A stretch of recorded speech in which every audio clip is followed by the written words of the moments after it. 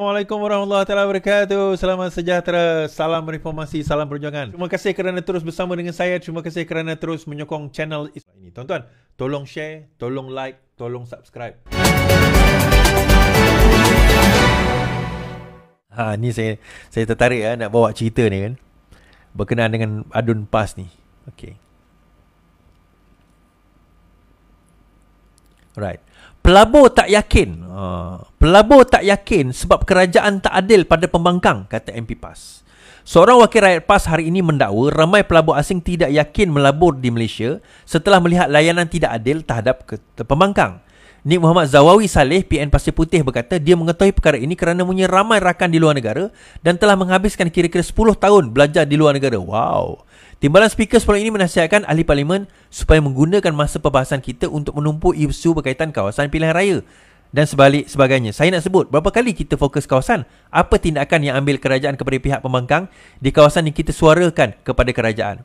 Ini sikap yang berlaku dalam negara kita dan sikap yang seumpama inilah menyebabkan pelabur-pelabur asing seluruh dunia sebenarnya meletakkan tanda soal yang banyak kepada Malaysia. Ikhlas saya sebut, saya juga punya rakan-rakan yang ramai di luar negara. Saya duduk belajar 10 tahun di negara luar, katanya. Zawawi yang merupakan ahli parlimen PAS berkata ketika membahaskan titah di Pertuan Agong. Tambahnya dia menyeru kerajaan supaya menyahut seruan baginda memacu ekonomi dengan kerjasama.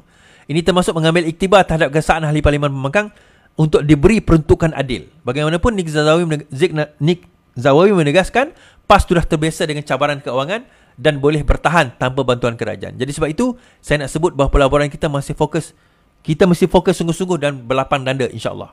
Baik. Saya nak komen sikit tentang perkara ini ya. Yang pertama sekali, baru-baru ini PM melaporkan bahawa daripada segi pelaburan kita telah mencatatkan realize ataupun approve investment lebih 300 bilion dan merupakan tertinggi dalam sejarah. Jadi saya tak tahu yang Nik Zawawi ni bercakap dengan pelabur yang mana. Dia kata dia duduk dekat luar negara 10 tahun. Saya pun duduk luar negara 10 tahun juga. Tapi negara mana yang dia duduk ni? Kan? Dan saya kenal beberapa pelabur yang sudah pun melabur di Malaysia. Dulu dia orang ada pelaburan. Dia ada company dekat Indonesia dan juga Singapura. Sekarang ini mereka beralih ke Malaysia kerana antara sebabnya dia kata kerajaan dah bertukar dan juga daripada segi nak mudahnya buat bisnes, it is better doing in Malaysia rather than Singapore dan Indonesia. Dia kata masalah Singapore ni bukan regulation, cost terlalu tinggi. Masalah Indonesia, susah nak buat bisnes, corruption. Dekat Malaysia dia kata better. Dan ini adalah really orang luar negara yang melabur dalam negara kita untuk projek puluhan juta. Dan dia dapat projek ni bukan daripada dalam negara Malaysia saja. Dia dapat projek daripada overseas sekali. Kan? Dan berjumpa dengan saya dalam I think few weeks ago dia jumpa dengan saya. Tapi nak cerita juga bahawa tentang perkara ini. Kenapa pelabur sebenarnya? Kalau betul pelabur ni melarikan diri, dia bukan sebab tak peruntukan tidak adil. Dia kata kita dah bagi tahu tentang tempat kita, tak ada pun pembangunan. Tak ada, tuan-tuan. Perdana Menteri dah announce peruntukan paling tinggi pembangunan adalah negeri Kelantan. So dekat mana dia kata, dia claim bahawa sebenarnya pembangunan tidak adil. Pembangunan tertinggi, peruntukan, bukan pembangunan, peruntukan pembangunan lah kira. Peruntukan pembangunan tertinggi adalah negeri Kelantan. Bilion, bukan million, billion of ringgit di negeri Kelantan. So dekat mana dikatakan pembangunan itu tidak adil? Sebenarnya yang kata tak adil sebab dia tidak dapat peruntukan peribadi. Dia ada peruntukan ahli parlimen yang tu tak dapat. 1 juta lebih ke something like that. Even zaman Mahathir dulu pun dia tak dapat. Masa zaman Mahathir jadi pembangkang. Even pada zaman Muhyiddin Yassin jadi Perdana Menteri pun. Mahathir jadi pembangkang, Mahathir jadi Perdana Menteri. Muhyiddin Yassin jadi Perdana Menteri pun. PH masa tu tak dapat peruntukan. Hanya pada zaman Ismail Sabri, kita sign MOU tu je yang dapat peruntukan. Itu pun tak habis guna pun. Sebab pilihan raya dah berlaku.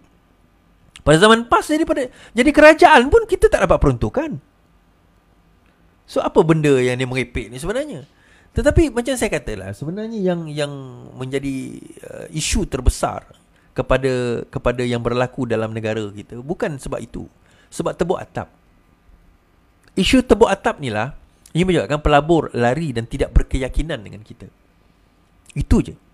Dan selagi tebuk atap ini tidak berjaya diselesaikan, selagi itulah pelabur akan kurang keyakinan terhadap politik ekonomi, kestabilan politik negara kita. Sebab itulah kenapa Perdana Menteri, kalau kita Yang di-Pertuan Agong dengan jelas menyentuh bahawa keperluan negara untuk baginda tak nak melayan lagi dah. Cerita-cerita tentang nak tukar kerajaan. Kenapa baginda nak sebut perkara tu? Kenapa baginda sebut tentang kestabilan politik ni? Sebab baginda sebagai orang yang faham tentang bisnes, faham tentang pelaburan, dengan kenyataan itu sebenarnya memberi keyakinan yang lebih kuat kepada pelabur. Baginda tak kata, oh sekarang ini kerajaan tolong bagi peruntukan yang lebih adil kepada pembangkang. Tak ada. Tak ada benda tu. Sebab baginda tahu peruntukan tu dah adil lah pada pembangkang. Isunya apa? Isunya pada pada tebuk atap itu sendiri. Itu yang kita kena faham. Baik, habis kat situ.